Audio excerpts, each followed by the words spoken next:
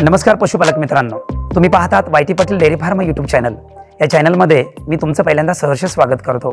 माझ्या चॅनलला सबस्क्राईब करा, लाईक करा, शेअर करा. याच्याहीपेक्षा पुढे जाऊन मी तुम्हाला सांगणार आहे की आज आम्हाला लांबून महाराष्ट्राच्या कानाकोपऱ्यातून या व्यवसायामध्ये मार्गदर्शन घेण्यासाठी इकडे येतात. पण ज्यांची आर्थिक बाजू कमकुवत आहे, ते बिचारे गरीब घरातले आहेत, ते इकडे माझ्याकडे कोल्हापूरला येऊ शकत नाहीत. तर त्यांच्यासाठी डेअरी क्लब समूह म्हणून मी या ठिकाणी एक कोर्स घेऊन आलेला आहे तुमच्यासाठी. म्हणजे तुम्हाला अडचण आली फॅटची, SNFची, तुम्हाला गोठा बांधायचा आहे, बांधकामाची मापं पाहिजेत, या प्रत्येक 25 विषयाचे 25 कोर्स मी त्या ठिकाणी घेऊन आलेला आहे. आणि नाम मात्र त्याची फी ठेवलेली आहे. फी काय अशी आगडबंब फी अजिबात नाही. तुम्हाला परवडावं. आणि तुम्ही, मलाही माहित आहे, तुम्ही गोरगरीब घराचे म्हणजे घरामध्ये असणारे तरुण आहात, काहीतरी उद्योजक, या भारताला, या देशाला दूध पुरवठा करणारे तुम्ही एक सक्षम असे एक तरुण पिढी आहात. हे सगळ्याचा विचार करून मलाही थोडासा त्याच्यामध्ये खर्च असतो. ह्या सगळ्या गोष्टी करून अल्प दरामध्ये हे कोर्सेस आम्ही तुमच्यासाठी उभे केलेले आहेत. तर मी आता तुम्हाला हा व्हिडिओ शेवटपर्यंत बघा, थोडासा लांब आहे. आज आपण एका अशा विषयावरती चर्चा करायची आहे की जनावरांच्या गोठ्यामध्ये ज्या माझाच्या तक्रारी आहेत त्याच्यावरती आपल्याला खूप चांगलं या ठिकाणी काम करायचं आहे.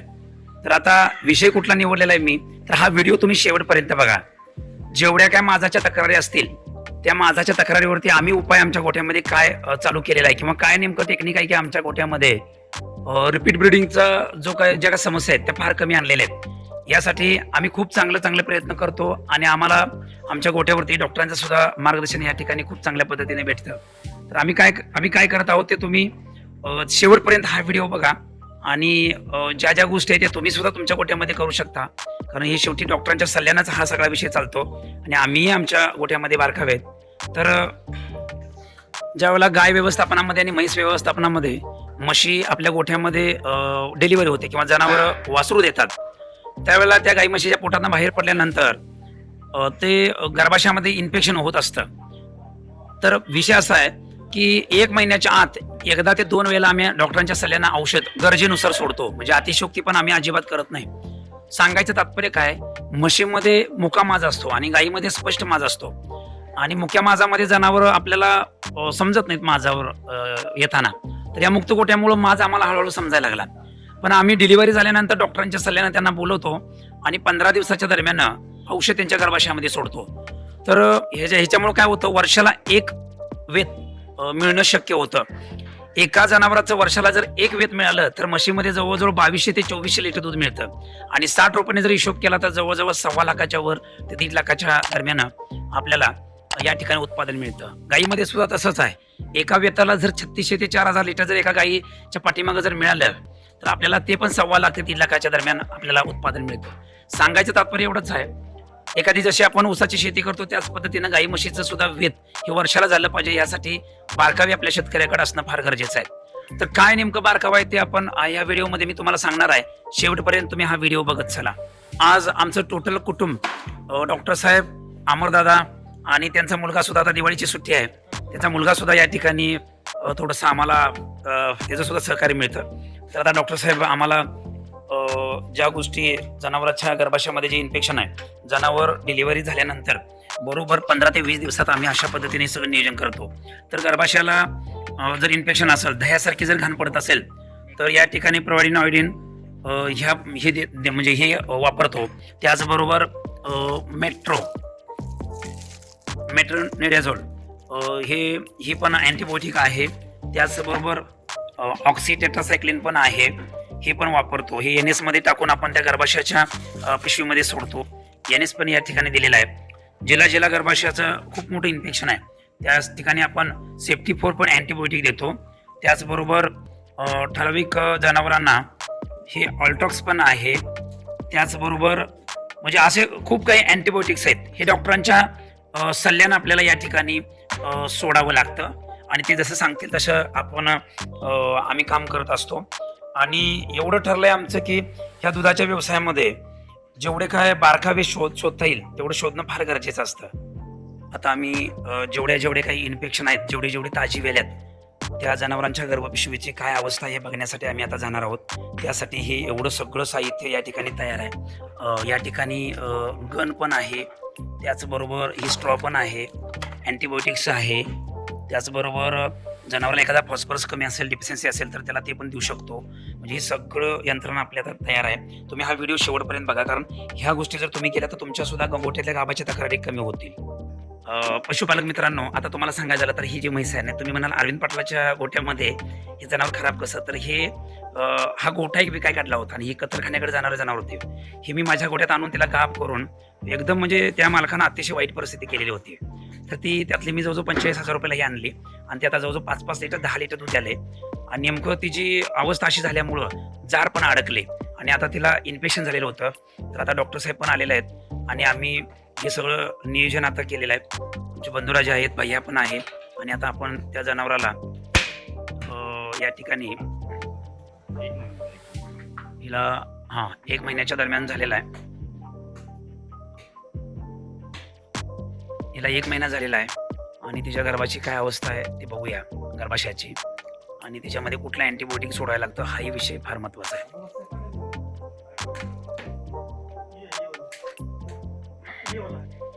तर हे अँटीबायोटिक आपल्याला आत सोडावं लागेल. म्हणजे समजून घ्यायचं 1 महिन्याच्या आत एकदा किंवा 2 वेळेला हा औषध आपल्या गर्भाशयामध्ये त्या जनावराच्या जर गेलं तर जनावर 2 महिन्याच्या आत माजावं येतं आणि पहिल्या माजाला त्याला गाभ घालवायचं. हे टेक्निक तेवढं माझ्या शेतकरी बांधवांना तुम्ही कायमस्वरूपी हे करत चला. हे अँटीबायोटिकची पावडर आहे, त्याच्यामध्ये डिस्टिल वॉटर टाकायचं आणि ते त्याचं डायल्यूट करायचं, एकजीव करायचा आणि ते सिरीजमध्ये भरून जनावराच्या गर्भाशयामध्ये सोडायचं. आता आपण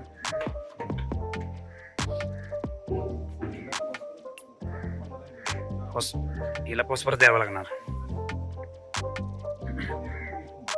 व्हिटॅमिन A3 पण द्यावं लागेल. म्हणजे जनावराचे गर्भाशय म्हणजे जे कमकुवत असतं त्याच्यासाठी ही ट्रीटमेंट आहे. हे औषध तिकडं गन पास केलेलं आहे साहेबांनी आणि यामध्ये हे अँटीबायोटिक आपण भरलेलं आहे.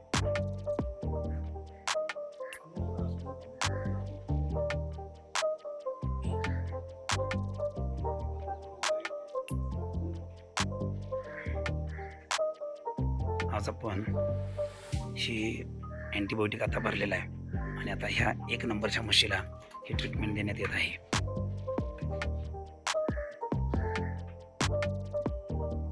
आता आजचा दिवस म्हणजे आज जवळजवळ 22 तारीख आहे. तर पुढच्या परत 4 ते 6 दिवसानंतर 8 दिवसाच्या दरम्यान पुन्हा एकदा हिच्यामध्ये सोडायचं आणि हिला माजाव येण्यासाठी हिचा मार्ग मोकळा करून द्यायचा. हिला लागणारी ट्रीटमेंट ही 1 महिन्याच्या आत दिली गेली पाहिजे.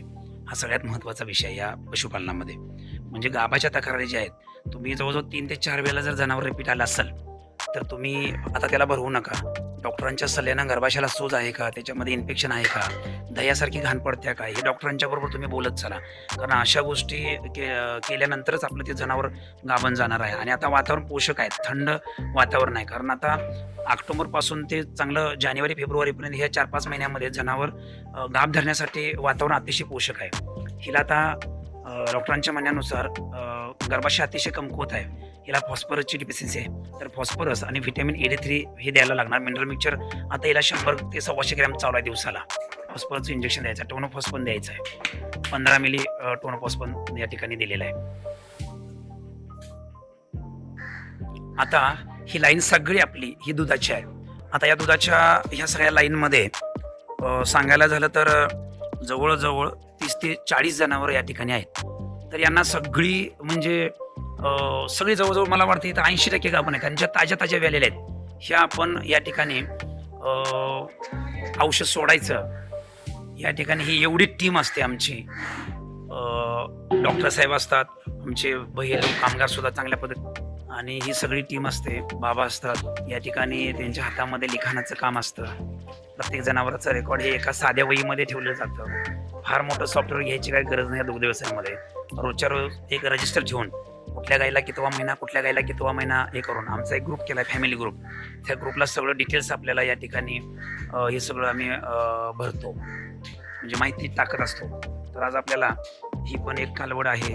ही पहिल्या वेताची डिलिव्हरी झाली आहे. 5.5 लिटर दूध, 11 लिटरचं दूध चालू आहे आणि हिला सुद्धा आता औषध सोडायचं नियोजन आहे. अशा पद्धती म्हणजे महिन्यात डिलिव्हरी झाल्यानंतर पहिल्या महिन्यातच आम्ही ह्या गोष्टी करत असतो. आज आम्ही काळजीपूर्वक जे डॉक्टर सांगतील ते आम्ही भरून द्यायचं आणि आम्ही करायचं.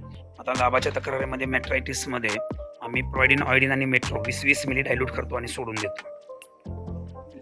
20 मेट्रो आणि 20 प्रोइडिन ऑइडिन असं ते दोन्ही एका ठिकाणी एकत्र मिक्स करून ते सोडून द्यायचं.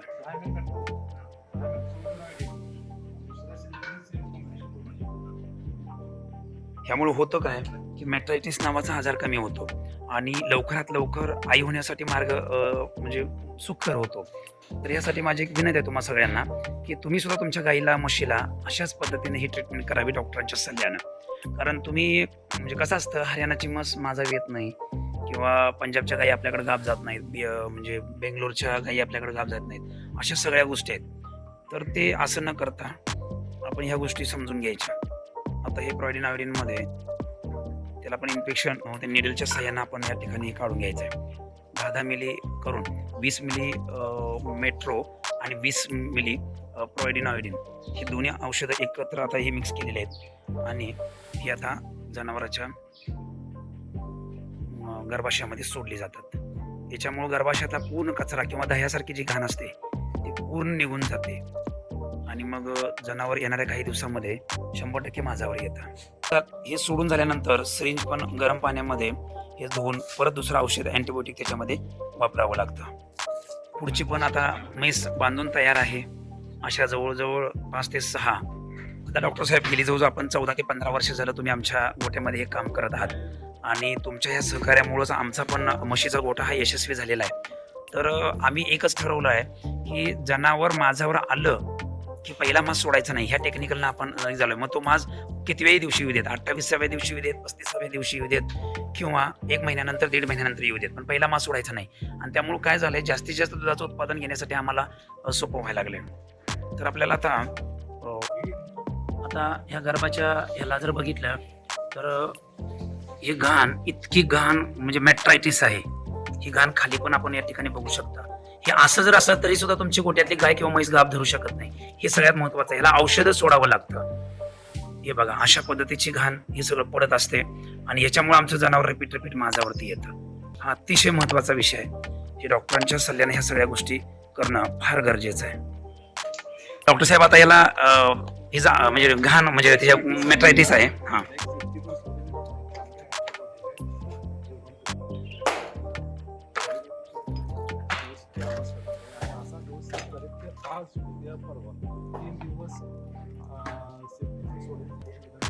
सेफ्टी फॉर 3 दिवस द्यायचं सलग. त्याच्यामुळे काय होईल,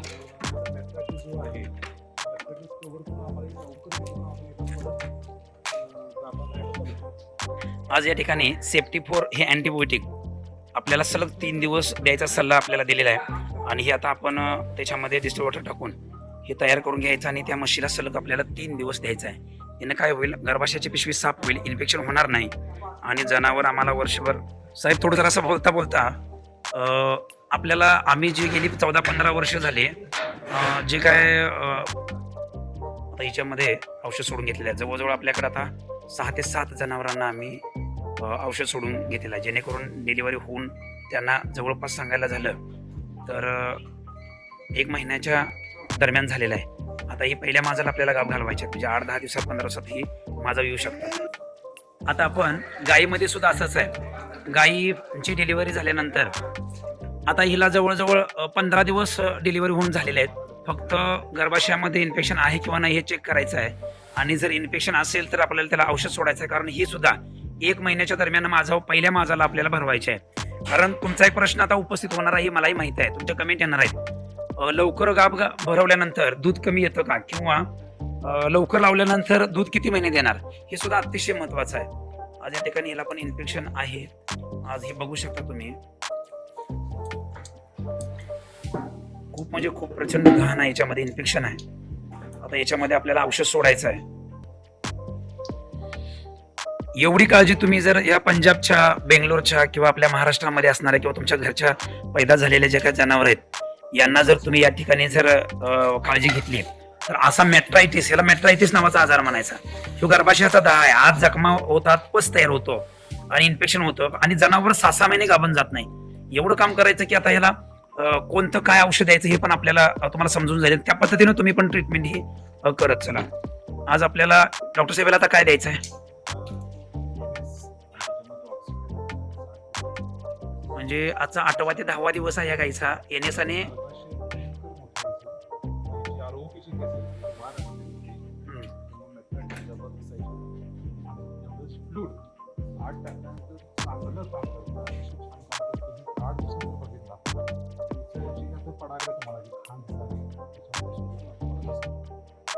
आता ही एन एस आहे. याच्यामध्ये ऑक्सिटेट्रासायक्लिन अमरदादांनी जवळजवळ 60 ते 70 मिली याच्यामध्ये सोडलेला आहे आणि गर्भाशयाला प्रचंड सूज आहे. तर आता हे सलाईन अगदी गर्भाशयामध्ये आपल्याला सोडून घ्यायचं आहे. हे डॉक्टरांच्या सहाय्यानं तुम्ही सुद्धा या ठिकाणी करू शकता. कारण गेली जवळजवळ 15 वर्ष झालं या डॉक्टरांनी आम्ही हा गोटा सांभाळतो. ते सांगत असतात, आम्ही ते करत असतो किंवा आम्ही त्यांना सांगत असतो की अशा पद्धतीनं अशा केसेस आहेत आणि त्याच्यावर आम्ही उपाय करून त्याच्यावरती खूप आम्ही अभ्यास केला या विषयामध्ये. कारण जनावर रिपीट का होतं तर गर्भाशयाच्या इन्फेक्शनमुळे होतं. आणि हे कशामुळे होतं, डिलिव्हरी झाल्यावर नंतर खूप काही अशा गोष्टी होऊन जातात की आपल्याला त्या समजून येत नाही. कदाचित परत इन्फेक्शन होऊ नये यासाठी हे थोडंसं घाण झालेलं आहे. परत इन्फेक्शन होऊ नये म्हणून हे जरा असं धुवून घ्यायचं आहे थोडंसं.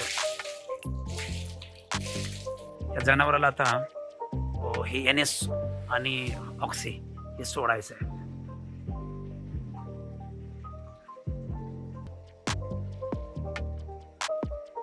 मला दिसेल की नॉर्मल सलाईनमध्ये ऑक्सिटेट्रासायक्लिन टाकून या जनावराच्या गर्भाशयामध्ये अशा पद्धतीचे ट्रीटमेंट केले तर गर्भाशयात इन्फेक्शन कमी होतं, जखमा कमी होतात आणि दुधाला पण वाढतात. आता हे 8 दिवस झालं. सकाळी 9, 9:30, संध्याकाळी 9, 9:30. कारण 12, 24, 25 लिटर दूध देणारी गाय आहे आणि अजून दूध कमी यायला लागले. मग आम्हाला समजून गेलं की इन्फेक्शन तिचं वाढतच आहे. तर त्या पद्धतीनं आम्ही हे असं ट्रीटमेंट करत असतो. आता याला सेफ्टी फोर इंजेक्शन सलग 3 दिवस देणं गरजेचं आहे. सेफ्टी फोरमुळे काय होतं, इन्फेक्शन पूर्ण निघून जातं गर्भाच्या पिशवीतनं आणि माझ्याला लवकरात लवकर येते. तर शेतकरी बांधवांनो, ह्यातनं आपण एकच बोध घ्यायचा आहे की जनावर व्याल्यानंतर कोणत्याही परिस्थितीमध्ये 1 महिन्याच्या आत गर्भाची अवस्था काय आहे हे डॉक्टरांच्याकडनं जाणून घेणं आणि त्याच्यावरती उपचार करून घेणं ही काळाची गरज आहे. तरच आपल्याला वासरू वर्षाला 1 मिळेल, नाहीतर मिळणार नाही. 1.5, 2 वर्षातनं 1 डिलिव्हरी होईल. एवढंच डोक्यात ठेवायचं की हिच्या पोटाला दरवर्षी जर वासरू मिळालं तर जनावरांची पैदास महाराष्ट्रामध्ये जास्त होईल आणि वर्षाला आपल्याला दूध चांगलं मिळेल. आणि याच्यामुळं महाराष्ट्र हा गाई विकणारं राज्य आणि म्हशी विकणारं राज्य, जी संकल्पना माझी आहे ती वाढीस लागल. तर चला तर मंडळी, कसा वाटला हा व्हिडिओ तुम्ही जरूर माझ्या व्हिडिओच्या या कमेंट बॉक्समध्ये द्या. माझ्या चॅनलला सबस्क्राईब करा, लाईक करा. धन्यवाद.